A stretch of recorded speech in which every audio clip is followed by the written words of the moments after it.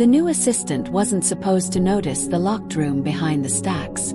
Harry had worked at the town library for over 20 years, and no one, not the mayor, not the council, not the curious teenagers who roamed the halls, had ever questioned why one door at the far end of the building was always locked. It blended into the wall, tucked neatly between the local history and mythology sections.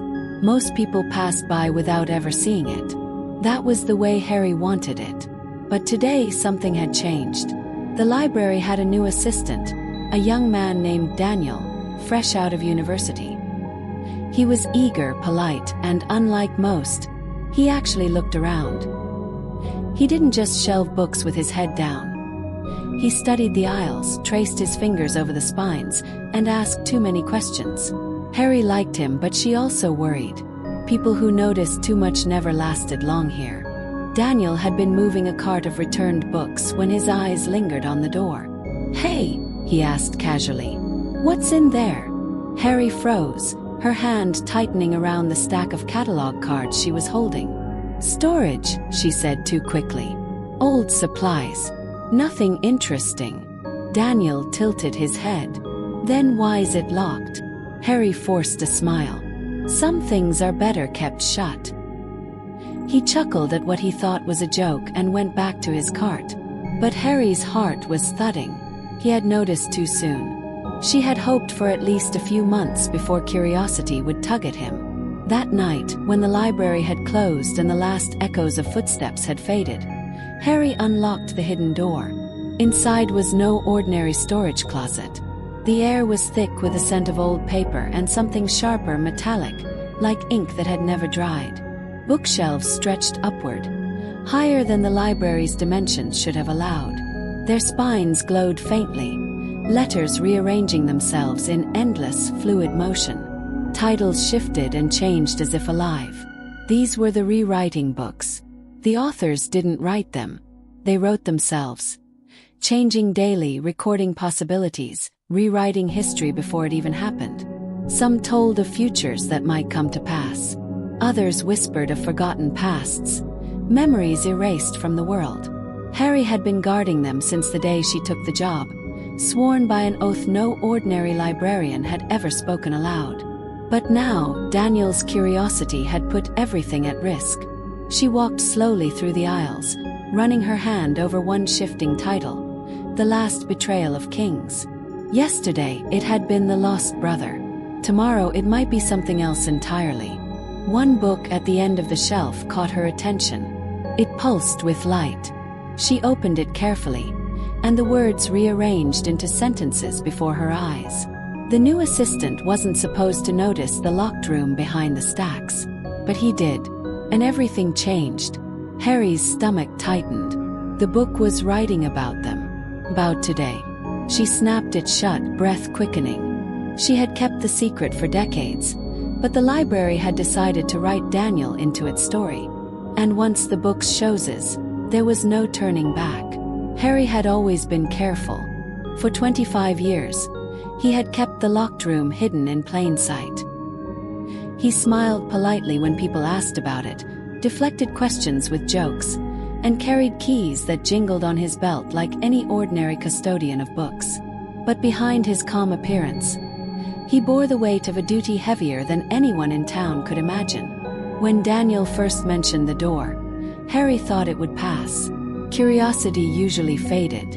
But the rewriting book had already recorded the moment, and once the books wrote something down, it had a way of nudging events toward it.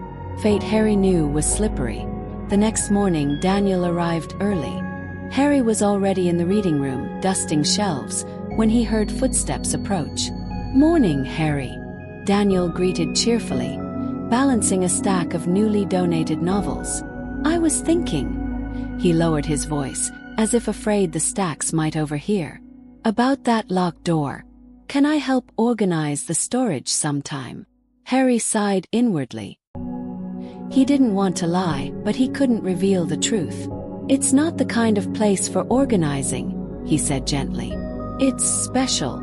Daniel laughed. "Special? Like a treasure chest?" Harry's lips twitched. "Something like that." Daniel didn't press further, but Harry noticed the gleam in his eyes. Curiosity, once awakened, rarely went back to sleep. That night, after closing time, Harry returned to the locked room. He always checked the shelves like a shepherd counting his flock. Most books were calm, humming softly, rearranging their words in harmless ways. But one shelf near the back glowed brighter than usual. A book titled The Keeper's Failure pulsed with heat. Harry's stomach sank. He touched it carefully, and the pages flipped on their own, stopping on a chapter that had just formed. The assistant's hunger for truth would not rest. Soon, the door would open not by invitation, but by insistence.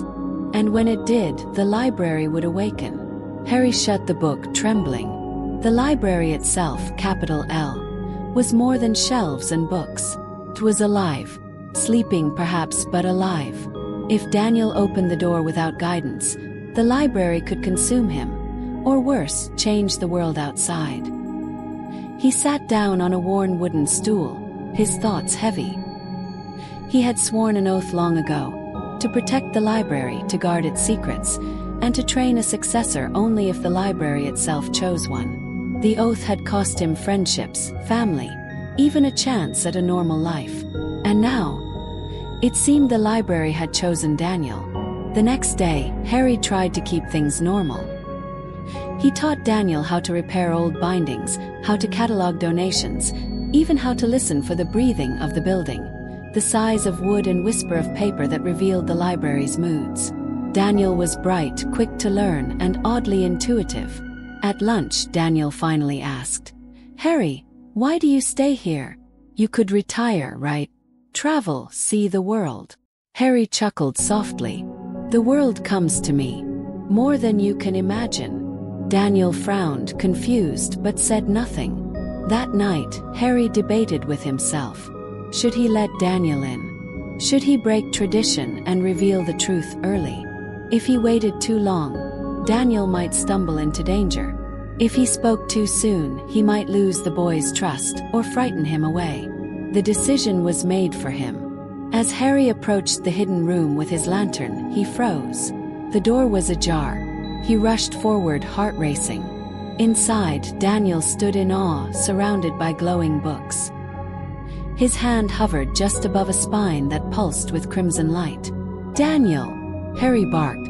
His voice echoed like thunder. The boy jumped, guilt flashing across his face. "Harry, I didn't mean to, I swear. The door, it was unlocked. I just wanted to see. Never touch them." Harry's voice was sharp, sharper than he intended.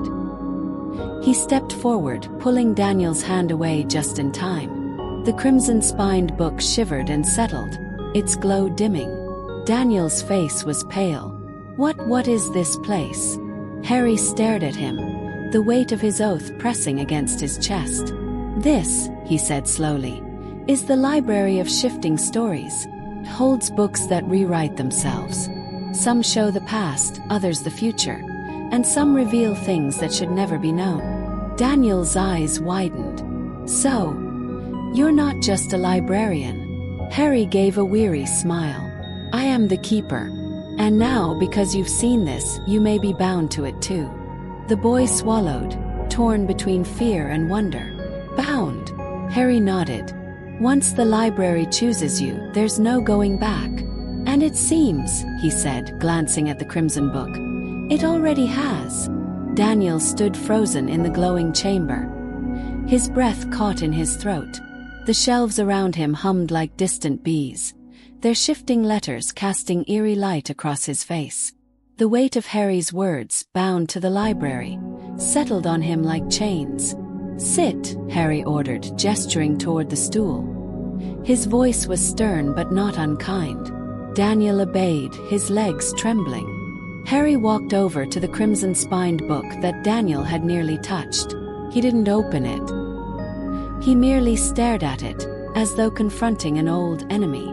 "That one," Harry said quietly, "is not like the others. Most of these books shift and rewrite harmlessly. They tell stories of what might be. But crimson books," he hesitated, "they don't just record.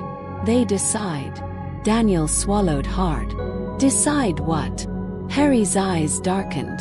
Fate, destiny, wars, betrayals, deaths, even the survival of nations.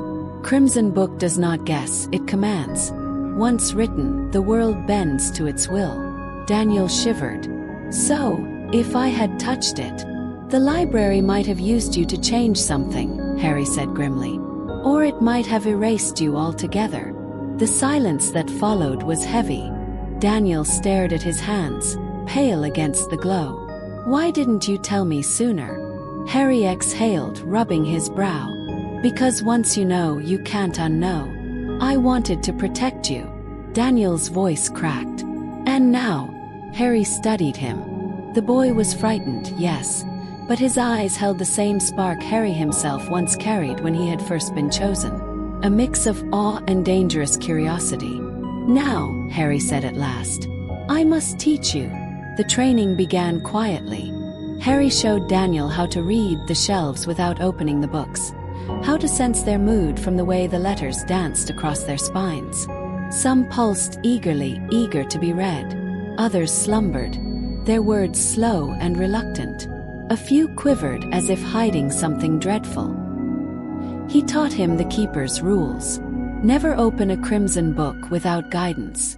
Never read aloud within the library walls. Never remove a book from the shelves. The shelves remember, Harry explained one evening, his lantern casting long shadows. If you break the rules, the library will punish you. Daniel asked the questions Harry once asked in his youth. Who built this place? Why does it exist? Why books, and not stone tablets or scrolls? Harry's answer was always the same. The library predates me, predates this building, this town. Chooses forms people trust. Books are vessels for memory, for truth and lies alike. That's why it hides here. Daniel nodded, though his curiosity burned brighter. A week passed. Harry began to hope the boy might listen, might respect the rules. But Daniel's gaze kept drifting back to the Crimson Book. One night, after a long day of cataloging, Daniel asked, Harry, have you ever opened it? Harry froze. Once. His voice was gravelly. And it cost me everything. Daniel blinked. Everything. Harry nodded slowly. My wife, my son. The library rewrote them. One moment they existed. The next, the book decided they never had. Daniel's heart lurched. I'm so sorry.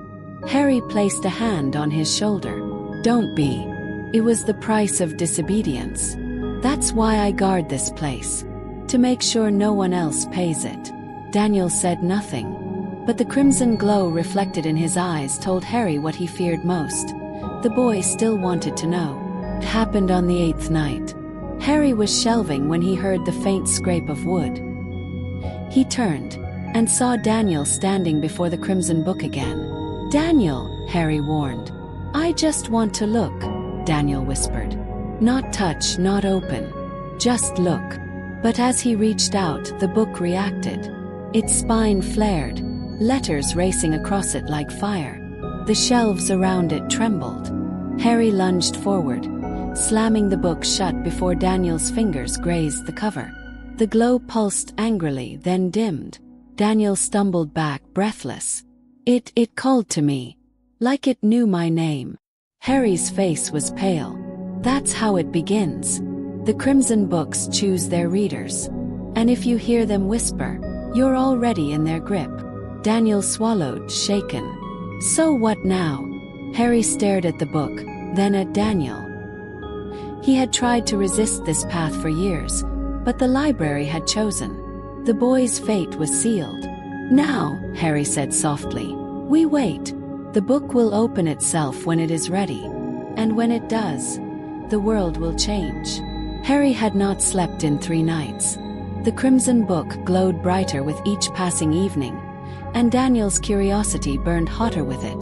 The library was restless, and Harry felt it in his bones. The building creaked differently now, as though breathing more deeply. Shadows lingered in the aisles even after lanterns were lit. The books hummed in unison, like a chorus warming its voice before a performance. The library is waking, Harry murmured to himself as he polished the brass lock on the hidden door.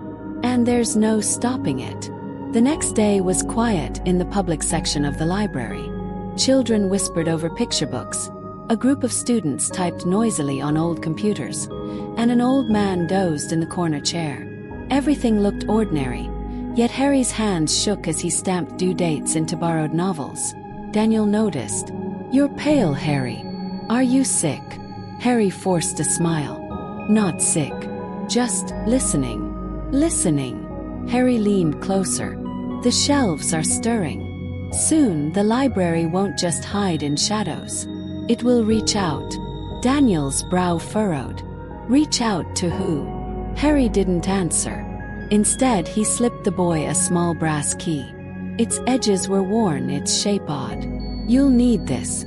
When the time comes, you'll know which lock it fits."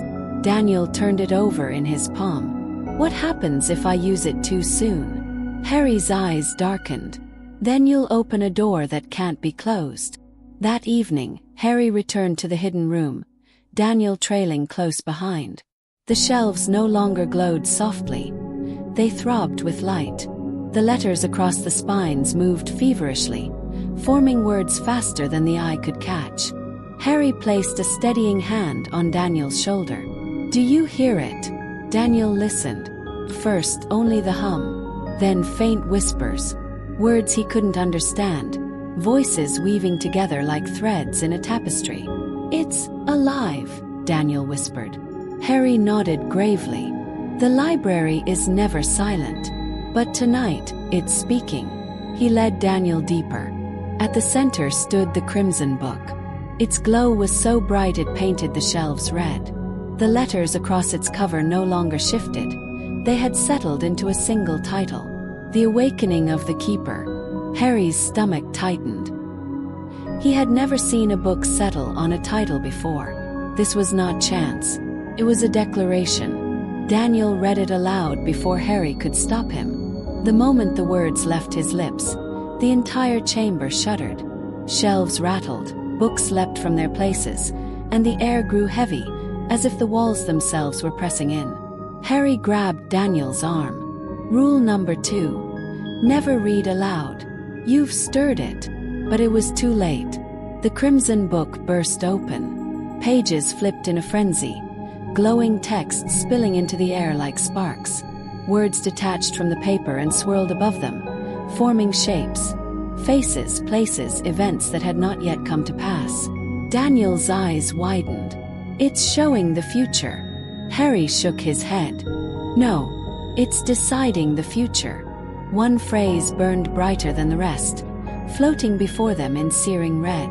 "The keeper will fall, and the successor will rise." Harry's breath caught. He had known this day would come, but not so soon. "It's chosen you," he whispered. Daniel shook his head. "No, I'm not ready. I don't even understand what this place is." Harry grasped his shoulders firmly. "Neither was I when I began. The library never waits for readiness. It only chooses." The whispers grew louder, words overlapping in a chaotic storm. The shelves pulsed like beating hearts. Dust fell from the high ceiling as if the building itself were shaking off sleep. Then silence. The Crimson Book snapped shut. Its glow dimmed to a faint ember, but the message hung heavy in the air. Harry's time was ending. Daniel's was beginning. Back in his quarters above the library, Harry sat heavily on his bed.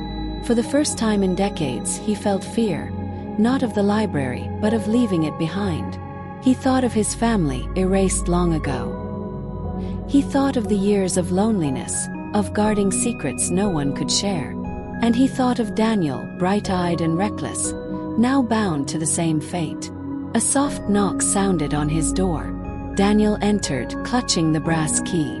"Harry," he said quietly, "what do I do now?" Harry studied him for a long moment. The boy looked young, fragile even, but the library had made its choice. And the library never lied. "You listen," Harry said. "You learn. And when the time comes, you'll take my place." Daniel shook his head. "I don't want to take your place. I don't want you to. He stopped, his throat tight. Harry managed a tired smile. We don't get to choose. The books do. The days after the Crimson Book's awakening felt heavier. The library looked the same to the townsfolk. Quiet, familiar, ordinary. But inside the hidden chamber, the shelves no longer hummed softly. They growled. Daniel noticed first. Harry, he whispered one night, lantern trembling in his grip. They're watching me. He wasn't wrong. As the boy walked past, the books shifted. Their spines rearranged into words like chosen or successor. Some formed warnings. Beware the red path. Others showed fragments of his name, broken and incomplete. The library is testing you, Harry said grimly. It wants to know if you're worthy. Daniel frowned. Worthy of what? Taking your place. Harry nodded. Keeper. Daniel shook his head. I never asked for this. Harry sighed. Neither did I. But once the library writes your name, you don't get to erase it. Tests began small. A green-spined book opened itself as Daniel passed, pages fluttering like wings. The words lifted into the air, forming a puzzle. Lines of poetry scrambled into nonsense. Daniel hesitated, then reached out. The lines twisted, fighting him, but when he spoke them back into order, the book sighed and closed, satisfied. Harry watched quietly. The shelves want to see if he listens, he thought. The next night, 3 books fell at Daniel's feet. One showed a memory of his childhood, one a lie he had once told, and one an event he hadn't lived yet. Daniel trembled. Which one do I open? Harry's face was hard. That's the test. Choose carefully. Daniel reached for the future, but Harry caught his wrist. Not that one. The library tempts with what you don't yet know. You must prove you can face who you are before who you'll be. Daniel swallowed, choosing the Book of Truth. The moment he touched it, the shelves calmed, their glow softening. But the library was not done. One evening, Daniel wandered too close to a black-spined book. Unlike the crimson ones, the black volumes carried silence. They did not glow, they did not hum, they waited. As Daniel brushed against it, the book opened with a sound like a sigh. Inside, in bold shifting letters, it spelled out, "The Keeper's End." Daniel staggered back. "Harry, it's about you." Harry's eyes darkened. "I know. You're not afraid." Harry's lips pressed thin. "I've always known this day would come. Every keeper before me has faced it. The library writes endings as easily as beginnings." Daniel clenched his fists. "No, I won't let it take you." Harry placed a hand on his shoulder. "It isn't about letting. It's about balance. For the library to awaken fully, the old keeper must fall and the new must rise. That is the price."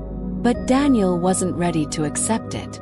That night, while Harry slept in his small room above the library, Daniel crept down into the hidden chamber.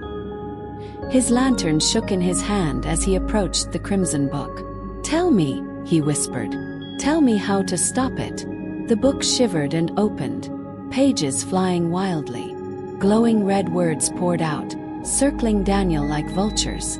They formed one phrase again and again. "To save the keeper, the world must burn." Daniel's breath caught. No, there has to be another way. The words burned brighter, scorching into his vision until he shut his eyes. Harry's voice cut through the storm. "Daniel!" He stormed in, slamming the book shut with practiced force. His eyes blazed with anger. "Do you want to bring ruin on us all?" Daniel's voice cracked. "I just wanted to save you." Harry's expression softened, grief replacing fury. "I know, but some things can't be saved." He gripped Daniel's shoulders firmly. "The library is not asking if you can fight fate. It's asking if you can carry it." Daniel's face crumpled. "And if I can't?" Harry's voice was quiet, almost tender. "Then the library will choose someone else. And you will vanish, as if you never were." The room fell silent except for the faint hum of the shelves. Daniel's eyes filled with tears, but beneath them burned something fiercer than fear. Resolve. "I'll carry it," he whispered, "even if it means losing you." Harry's throat tightened.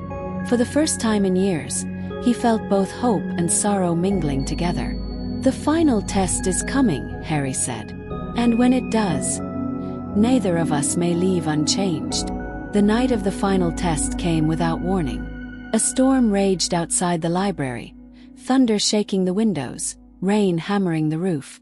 Inside, the hidden chamber roared louder than the sky itself.